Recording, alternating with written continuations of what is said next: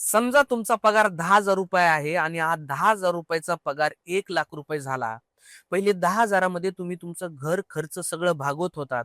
आता जर ₹1,00,000 पगार झाला असतील, तर दर महिन्याचे तुमच्याकडे 90,000 रुपये उरतील का? तर नाही.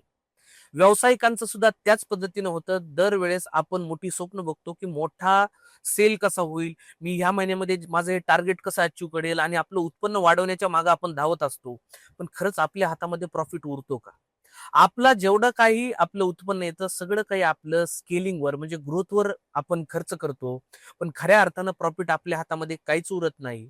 आपली अवस्था त्या गाढवासारखी झाली आहे, जे गाढव गाजराच्या मागे पळतंय, पण गाजर जे आहे ते त्याच्या पाठीला बांधल्यामुळं त्या गाजरापर्यंत तू कधीच पोहोचू शकणार नाही. आपली अवस्था पण त्याच पद्धतीची झाली आहे. आपण वर्षानुवर्षे एका सायकलमध्ये अडकलो, की माझी एके दिवशी ग्रोथ होईल, माझ्या एके दिवशी प्रॉफिट होईल.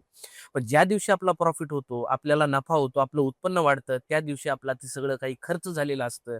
त्याच्यामुळं व्यावसायिकांनी ग्रोथ करण्यापेक्षा, व्यवसाय वाढवण्यापेक्षा मनी मॅनेजमेंटकडं, पैशाला कसं हाताळायचं याच्याकडे लक्ष दिलं पाहिजे.